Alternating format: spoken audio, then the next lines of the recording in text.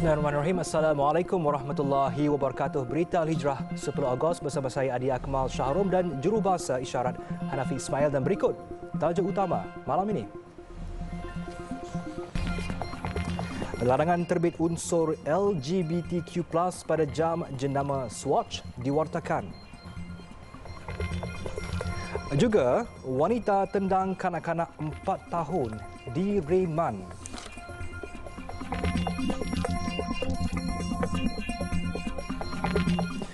Seorang wanita yang dipercayai mendera seorang kanak-kanak berusia 4 tahun di sebuah tadika di Luyang, Sabah direman selama 7 hari bagi membantu siasatan.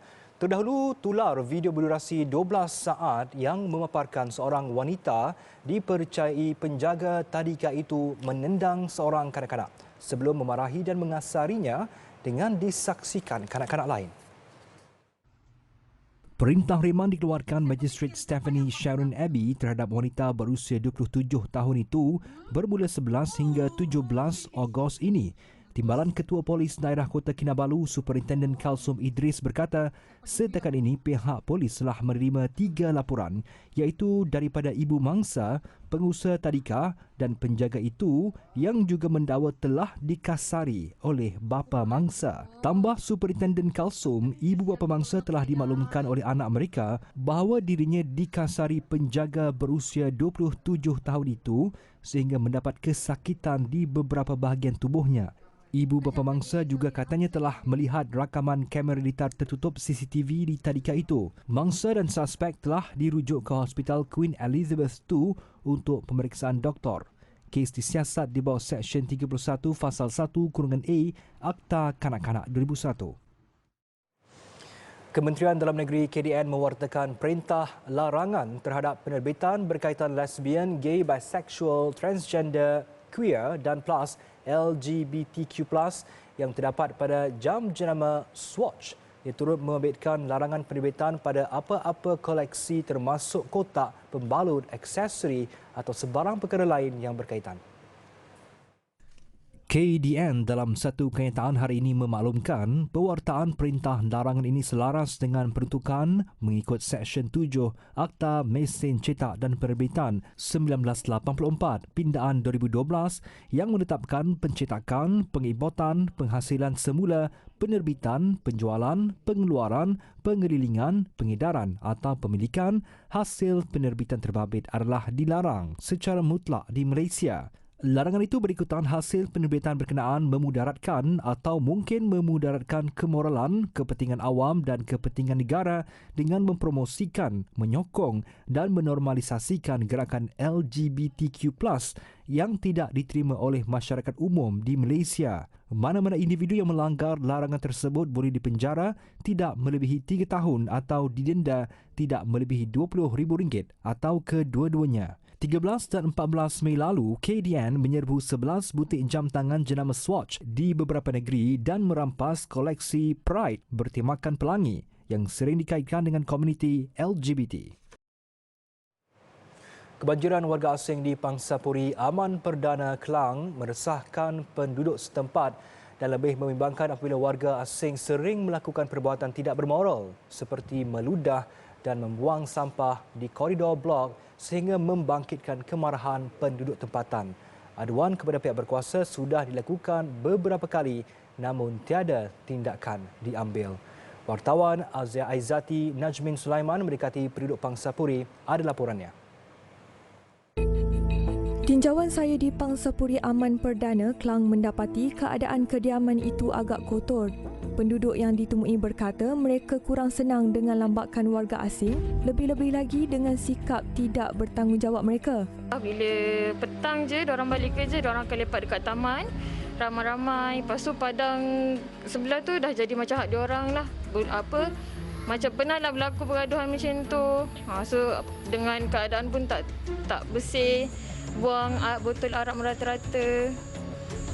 Cleaner hari-hari kutip botol arak kot kat tepi-tepi. Macam tu. Terlampau kotor. Lebih kepada penyakit berjangkit sebab sini tadika ramai kanak-kanak dan warga muda yang duduk sini banyak warga muda dibanding warga tua, jadi melibatkan kanak-kanak. Bila kanak-kanak kat taman permainan, sebelum budak tu duduk kat taman permainan, dia orang lepak ke, duduk berkerumpul ke, dia meludah. Dia warga asing kan suka meludah.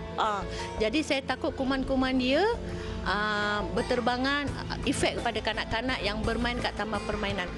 Flag dengan apa dia punya, dekat rumah dia orang tu banyak sampah. Warga asing, rumah warga asing memang banyak sampah dan kotor lah. Sebab dekat sini kanak-kanak ramai, dia orang pun ramai. Kita risaukan kanak-kanak tu yang duk main dekat taman, tapi dia orang suka nak tegur budak-budak. Bagi kita orang risaulah. Bagi saya kat sini pendatang asing terlalu ramai. Kadang macam hari Minggu ke, bagi orang Melayu nak main bola ke, nak main kat taman ke, dia orang terlalu ramai. Lepas tu kadang ada yang mabuk, kacau lah apalah. Lepas tu minta pihak yang berwajib tu minta tolong datang lah. Pantau ke apa ke, buat apa-apa tindakan yang wajib. Sehubungan itu, penduduk berharap agar pihak berwajib segera bertindak sebelum keadaan pangsapuri menjadi lebih buruk atau berlaku perkara yang tidak diingini. Mereka mahu kebanjiran warga asing yang terdiri daripada warga Indonesia, Vietnam dan Bangladesh itu perlu diatasi segera. Kebanjiran warga asing di Pangsapuri Aman Perdana telah menjadi keresahan penduduk di sini. Hal ini kerana ia telah menjejaskan keselamatan dan juga kebersihan penduduk di sini. Oleh itu, diharap agar pihak berwajib dapat memantau kebanjiran warga asing yang berlaku di Pangsapuri ini supaya dapat menjamin keselamatan dan juga kebersihan serta keselesaan penduduk di Pangsapuri Aman Perdana. Aizati Najmi Sulaiman melaporkan untuk Berita Al Hijrah. Peruntukan besar yang diberikan kepada Kerajaan Perpaduan kepada negeri Kelantan antara bukti negeri itu tidak pernah dipinggirkan. Sebaliknya, Perdana Menteri Dr. Seri Anwar Ibrahim berkata Kelantan menjadi negeri yang menerima peruntukan tertinggi daripada Kerajaan Persekutuan sekaligus menepis dakwaan Ahli Parlimen Bacok Muhammad Syahir Sulaiman. Semua cadangan penting kerajaan ini, saya telah terima jabatan banjir, air bersih, pembangunan negeri. Malah peruntukan yang diberikan oleh kerajaan kepada sekarang lebih banyak daripada kerajaan yang diberikan oleh PAS dan Bersatu bersama mereka dalam kerajaan. Beliau berkata demikian mengulas dakwaan Ahli Parlimen Bacok Muhammad Syahir Sulaiman bahawa negeri itu tidak pernah merasai nikmat federalisme akibat pimpinan negeri berbeza dengan persekutuan ketika sesi debat bersama Menteri Ekonomi Rafizi Ramli. Terdahulu, Datuk Seri Anwar menghadiri persidangan meja bulat Asia Pasifik ke-36 di Ibu Negara siang tadi. Malaysia telah menerima pelaburan terkumpul sebanyak 76 bilion ringgit melibatkan pembangunan pusat data di seluruh negara bagi tempoh 2021 sehingga Mac tahun ini. Menteri Pelaburan, Perdagangan dan Industri MITI, Tengku Datuk Seri Zafrul Tengku Abdul Aziz berkata, kejayaan itu berikutan kelebihan Malaysia dari segi tenaga boleh diperbaharui keluasan tanah dan ekosistem ekonomi digital yang sedang berkembang pesat. Sekarang ni banyak dah ada, tapi secara we look at the growth tu memang besarlah. Growth kita memang sasaran kita nak jadi the hub for bukan saja di negara di rantau ini, juga di Asia, kerana kita mempunyai beberapa advantage ya. Pertamanya dari segi tenaga renewable energy, insya-Allah dengan plan yang telah diumumkan baru-baru ini, target kita pun akan dapat mencapai sampai 30% ya. Beliau berkata demikian selepas merasmikan sebuah pusat data di Taman Teknologi Nusa Jaya di Iskandar Puteri hari ini. Sementara itu ditanya berhubung cadangan pelaburan Saudi Aramco di Kemaman, pihaknya masih sedia berbincang dengan syarikat minyak dan gas terbesar dunia itu untuk menjayakan hasrat berkenaan. Petronas dan Saudi Aramco katanya sudah pun mempunyai pelaburan bersama di Pengerang, Kota Tinggi sejak 2017 melibatkan nilai pelaburan $7 bilion Amerika. Terdahulu, Perdana Menteri Datuk Seri Anwar Ibrahim telah meminta syarikat Saudi Aramco untuk melabur di Kemaman, Terengganu. Islam dan bioperubatan persediaan hadapi cabaran kesihatan global.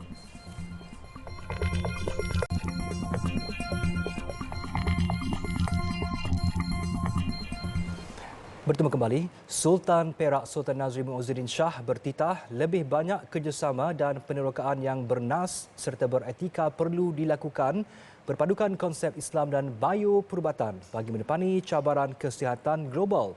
Titah baginda walaupun pandemik COVID-19 bukan lagi kecemasan kesihatan global namun kesan perubatan, emosi dan sosial masih dirasai masyarakat di seluruh dunia. Justru kajian Islam dan bioperubatan penting sebagai medium projek masa depan antara ulama, saintis dan perubatan moden. So while we might now be better prepared in logistical terms for future health emergencies, I do not believe our global community is yet fully capable of addressing fundamental ethical questions like these. And it is in areas such as this that the work and thinking presented in Islam and biomedicine can make such an important contribution. Here, we find essays on the tension between medical determinism and Islam's conception of the human as a free moral agent.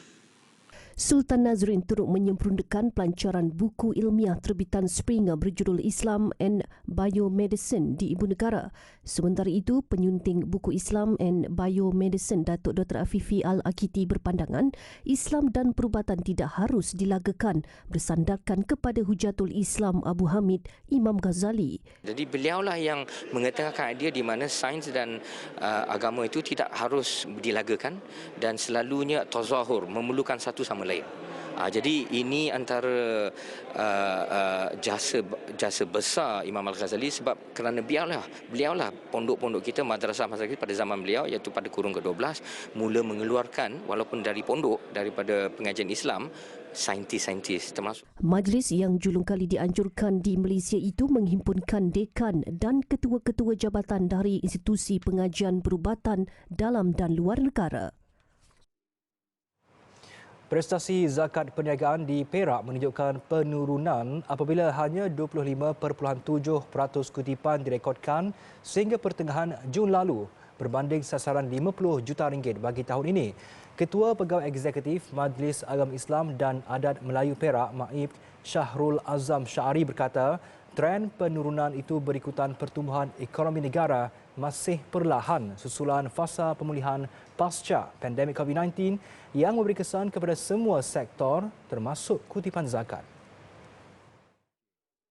Kalau ikutkan 2019 memanglah dia menurun. 2020 tu dia menurun bandingkan 2019. Lepas tu dia menurun lagi ke 2021 sebab ini memang understandable lah because sebab bila ada COVID-19 tu meletus. Maknanya kutipan zakat bukan saja kepada perniagaan tetapi pendapatan pun menurun juga. Tambah beliau, prestasi kutipan zakat perniagaan yang mencatatkan rekod tertinggi pada tahun 2019 iaitu 58.85 juta ringgit turun kepada 49.54 juta ringgit pada 2020, 46.40 juta ringgit pada 2021 dan naik sedikit kepada 46.78 juta ringgit pada tahun lalu.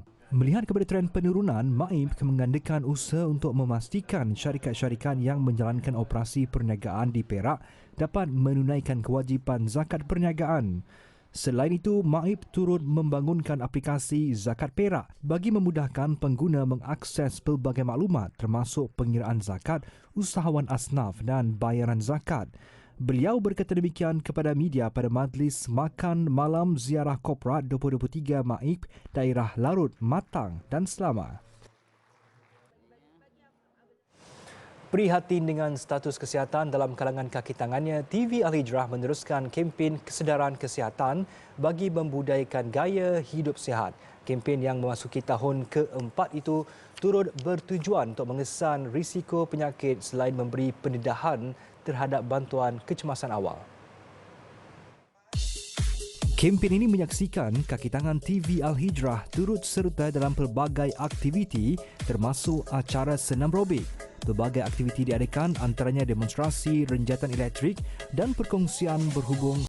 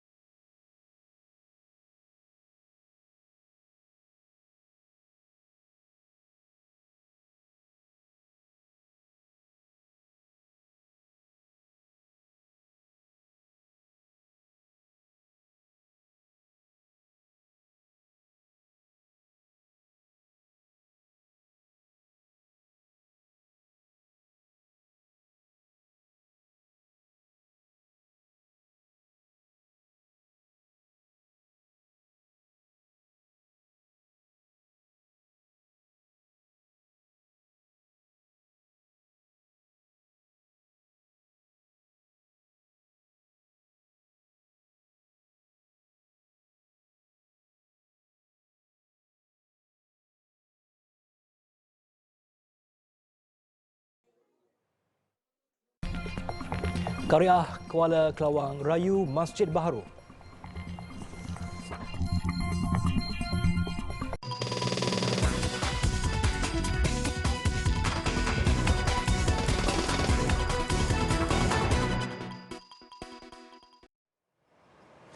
Pembinaan masjid bagi penduduk di Kuala Kelawang Jelebu sepatutnya siap sepenuhnya pada awal tahun hadapan.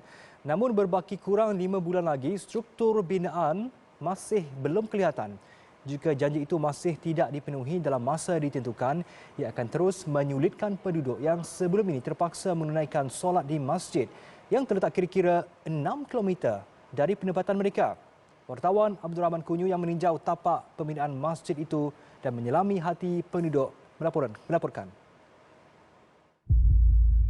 Tinjauan saya di tapak ini mendapati proses pembinaan yang sepatutnya bermula 2 tahun lalu baru sahaja bermula dan ia dijangka memakan masa sehingga 2 atau 3 tahun. Kos pembinaan masjid itu menelan belanja 8.2 juta ringgit. Menurut salah seorang penduduk, Muhammad Zain Abdul Rahman, masjid itu sebelum ini sepatutnya mula dibina pada 2021 dan dijangka siap pada 2024.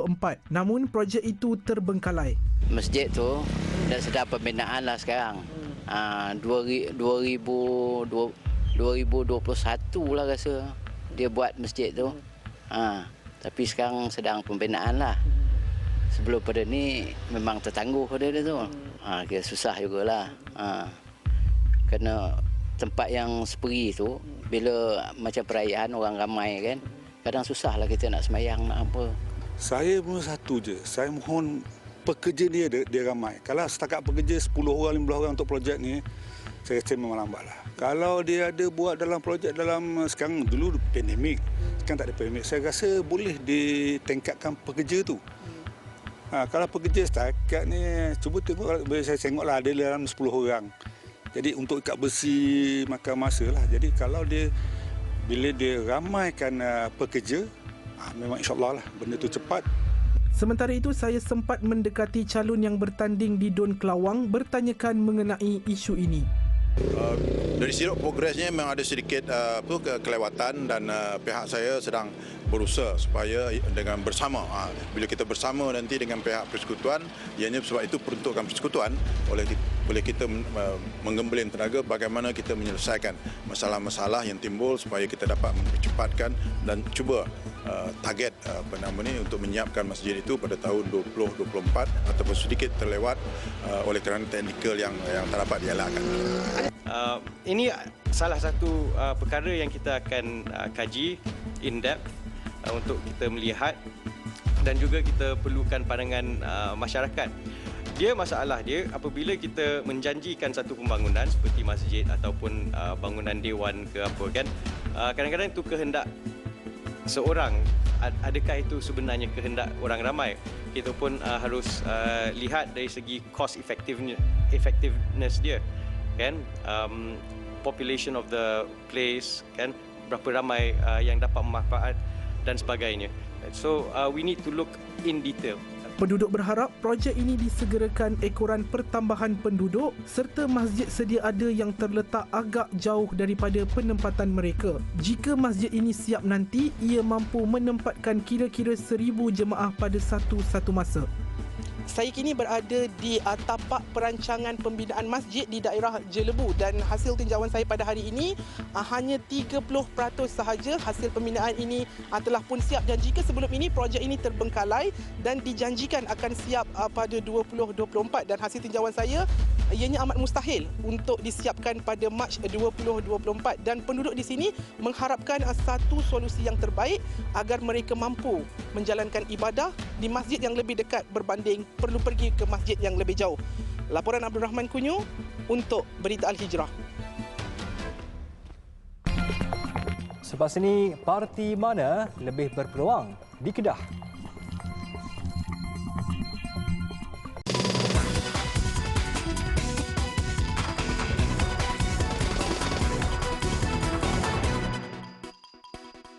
Bertemu kembali.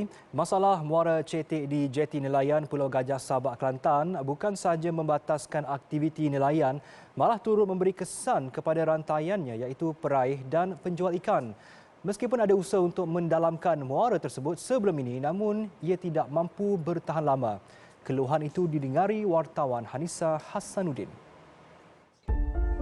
Lazimnya hasil tangkapan laut dari nelayan akan terus diberikan kepada penjual di pasar tersebut yang terletak di jeti Pulau Gajah. Disebabkan keadaan muara yang cetek tersebut, pendapatan nelayan dan peniaga ikan amat bergantung kepada pasang surut air laut. Sekiranya air pasang besar tidak berlaku pada awal pagi, nelayan perlu menunggu lebih lama. Malah, pernah juga mereka tidak boleh ke laut pada hari tersebut. Untuk nelayan keluar ke laut tu, air cetek memang tak boleh lah. Tak boleh keluar. Kena tunggu sampai 2-3 jam sebelum air pasang balik. Jadi mengganggu jadual nelayan lah untuk ke laut. Ada juga yang tidak dapat berniaga pada hari-hari tertentu kerana tiada tangkapan dari nelayan. Pelanggan juga makin berkurang. Ekoran bekalan hasil tangkapan laut yang tidak menentu. Masalah muara cetek ni banyak sebab lah rugi. Terutama masalah pasar jual ikan tu jadi lewat. Sebab dah naik lewat sebab air surut. Sebab kalau bahasa air pasar cepat, maknanya cepatlah air keluar. Kalau air pasar surut, lewatlah keluar. Mana mengganggulah tangkap ikan tu. Nelayan merangkap Ketua Jaringan Perikanan Sabak, Nik Ruzulaili Nik Yusof berkata, masalah ini memerlukan solusi jangka panjang seperti membina benteng di muara ini. Dulu pernah ada tapi mari buat pun tidak lama lah. Orang kata buat lebih kurang 2 bulan, muara cetek balik. Mungkinlah kena dalamkan lagi dan kena benteng lah. Kalau tidak benteng ni, dia kata tanah tu akisah akan terbih balik. Ketika ini aktiviti menangkap ikan di laut amat terhad kerana mereka perlu pulang lebih awal atau bot mereka berisiko untuk rosak akibat air cetek. Boleh dikatakan isu muara cetek ini begitu sinonim dengan para nelayan. Ia bukan sahaja menyukarkan tetapi merugikan mereka. Ia kerana terdapat para nelayan di sini terpaksa memendekkan masa mereka di laut supaya boleh pulang ke muara ini sebelum cetek. Justru mereka amat berharap agar usaha untuk mendalamkan muara ini dapat dilakukan dengan kadar segera supaya masa mereka pergi dan pulang dari laut tidak terbatas. Saya Hanisa Hassanuddin bersama jurukamera Razin Kirudin dari Pasar Nelayan Pulau Gajah, Kelantan melaporkan. Kempen hampir tamat, hari memilih semakin dekat. Mampukah Perikatan Nasional mempertahankan Kerajaan Negeri Kedah atau tagline Kalih Bagi Sama Pakatan Harapan Barisan Nasional PHBN berjaya menarik sokongan pengundi? Puteri lanjut kita berita langsung bersama wartawan Zaim Zamani. Zaim, tinggal 1 hari lagi sebelum hari pengundian. Bagaimana keyakinan parti-parti bertanding, Zaim?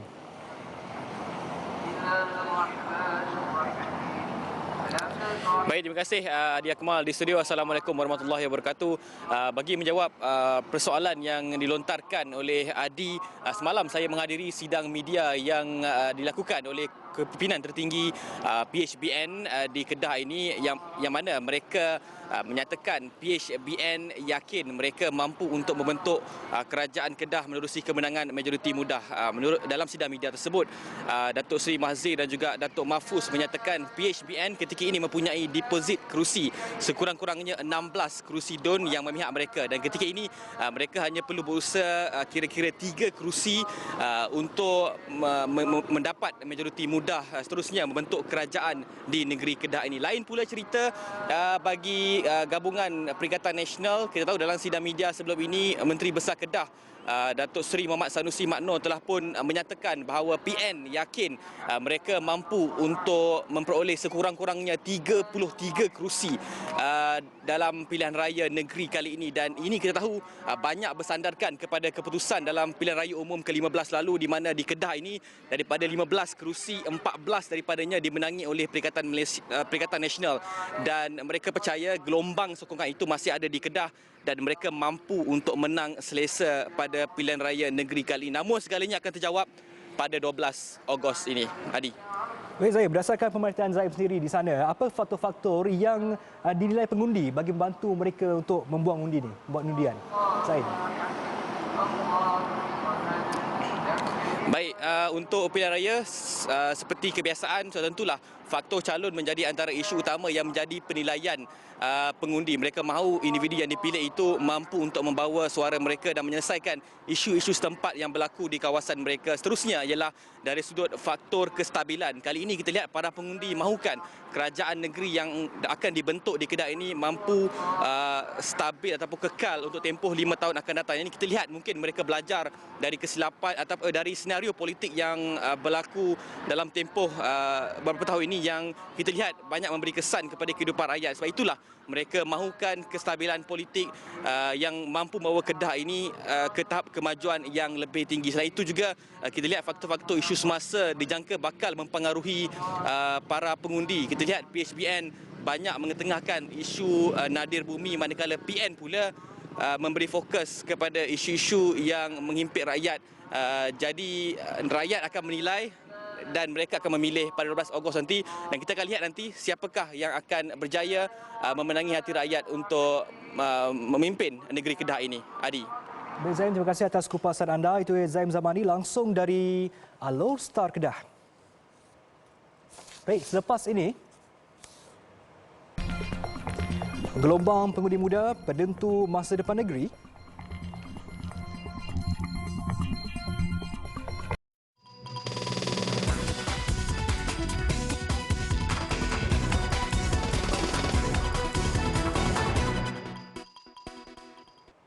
Kemunculan siput gondang emas menjadi ancaman besar kepada pesawar di kampung Darang Buaya Jertih sehingga menyebabkan mereka berdepan kerugian berlipat kali ganda. Masalah itu berlaku sejak 7 tahun lepas dan racun yang digunakan mereka ketika ini tidak mampu menghalang kemunculan haiwan perosak itu. Dan luahan itu disuarakan kepada wartawan Harizah Faisal. Rasdi Mamat yang sudah 18 tahun mengusahakan tanaman padi mengakui terbeban dengan situasi itu apabila melihat hasil padinya rosak gara-gara siput gondang. Dia yang menyewa RM2,000 bagi 3 ekar sawah begitu berharap pendapatan yang diperoleh setimpal dengan modal yang dikeluarkan. Namun dek kerana tanaman padi banyak terjejas, lebih banyak kerugian yang terpaksa ditanggung. Disebabkan oleh siput gondang emas inilah petani rugi hampir RM1,000 untuk 1 hektar tanah. Dan sekiranya perkara ini berlaku berulang-ulang kali sebelum tiba waktu menuai, maka petani boleh rugi berkali-kali ganda. Dan dikatakan perkara ini berlaku sejak 7 tahun lepas lagi dan sehingga kini mereka terpaksa menanggung kerugian tanpa henti. Jelas Rasdi, dia membelanjakan sekitar RM1,000 bagi 1 ekar tanah, membabitkan proses membajak dan meratakan tanah. Memang rugi sebab ni bila kita tabur padi, kita tabur dalam air. Kalau tabur kering, tikus. Kalau macam tu, tengok tu. Pak timbul tu memang tak ada padi tu. Sebabkan rosak dah lah. 3 ekar ni memang kalau buat sama juga, memang kat RM1,000. Kau mula-mula tu RM1,000 dah. Dia dalam pada itu tidak menafikan masalah siput gondang itu bukan mudah untuk diselesaikan. Namun dia berharap sebuah kajian dan penyelidikan dapat dibuat pihak tertentu bagi menghasilkan racun yang lebih berkesan, berkualiti dan selamat untuk digunakan. Mahal tu tak mahal mana. Tapi ni macam petani yang dia tak saya guna racun hok Cina tu. Kita racun siput orang beli hok sini tak jadi mana. Tak cukup ah. Sekarang ni racun rupuk pun kalau loyang tu RM135 dah. Justru itu Rasdi amat berharap kerajaan negeri yang bakal dibentuk nanti dapat memberi perhatian terhadap sektor pertanian serta membela nasib petani. Dia turut berharap bantuan peruntukan membeli racun dinaikkan daripada jumlah asal sebanyak RM200 bagi 1 hektar sawah. Khadijah Faisal melaporkan untuk Berita Al-Hijrah.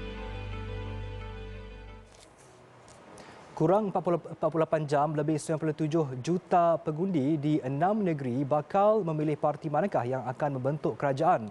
Sebagaimana PRU, PRN kali ini akan menyaksikan gelombang anak muda yang dijangka akan mengubah landscape politik negeri. Dan untuk perincian di Terengganu, kita bersama wartawan Harizah Faisal di sana. Izzah, kalau kita lihat pada PRN 15 kali ini pengundi muda yang mendaftar semakin bertambah dan berdasarkan pemerhatian Izzah, bagaimana ia akan memberi penentuan kepada kerajaan di sana, Izzah?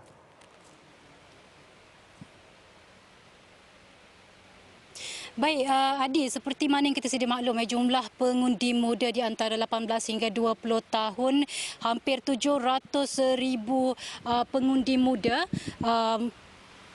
Dan daripada jumlah itu sebanyak seramai 65,000 pengundi muda untuk di Terengganu ini sahaja. Dan untuk pecutan akhir ini pastinya golongan anak muda ini menjadi perhatian parti dan juga calon untuk meraih undi daripada mereka. Dan kalau kita lihat pengundi muda ini, Adi, pastinya menjadi penentu kepada PRN ke-15 kali ini dan akan mengubah landscape politik di negeri ini. Dan bagaimanapun pengundi muda ini dilihat sukar untuk dibaca, ditambah pula dengan politik pengundi muda dilihat lebih dinamik dan berbeza dengan pengundi golongan lebih dewasa ataupun pengundi sedia ada. Dan lebih dibimbangi adalah mereka ini menjadikan platform media sosial sebagai rujukan untuk memilih tampuk pimpinan akan datang. Pada masa sama, mereka kurang kefahaman politik berkaitan dengan politik di negeri sendiri ataupun di seluruh negara. Namun sedikit berbeza berdasarkan pengalaman saya, Adi, sepanjang saya berada di Terengganu ini sejak 27 hari bulan lagi, khususnya penduduk di pinggir bandar, golongan muda ini lebih jelas dan juga tahu apa yang mereka mahukan, khususnya berkaitan dengan isu yang mereka suarakan membabitkan perniagaan. Kalau saya lihat ramai anak muda di Terengganu ini, khususnya di pinggir bandar, lebih terjurus kepada perniagaan. Jadi mereka mahukan platform yang lebih banyak dalam aktiviti perniagaan, bukan sahaja bantuan maupun pinjaman, tetapi juga platform yang lebih luas untuk mereka pelbagaikan aktiviti perniagaan mereka, bukan sahaja di negeri ini, malah di seluruh negara, Adi. Selain itu, mereka juga menyuarakan berkaitan dengan isu pendidikan. Mereka mahukan tampuk pimpinan memberi perhatian terhadap isu itu kerana golongan-golongan pinggir bandar sukar untuk mendapat pendidikan yang lebih tinggi berikutan kos sara hidup dan juga pendapatan ibu bapa mereka yang kurang dan tidak dapat membantu untuk mereka melanjutkan pelajaran. Dan daripada isu-isu yang mereka suarakan dan juga perkongsian berkaitan dengan politik di negeri ini, mereka faham dan mereka tahu siapa dan juga kriteria yang bagaimana daripada tampuk pimpinan yang mereka akan pilih untuk 12 Ogos ini, Adi. Laporan anda langsung dari Terengganu. Terima kasih, Izzah. Baik, sekian untuk malam ini. Saya Adi Akmal Shahrum dan Jurubahasa Isyarat Hanafi Ismail. Satukan ummah dengan ilmu bagi memperkasa Malaysia Madani. Assalamualaikum. Selamat malam.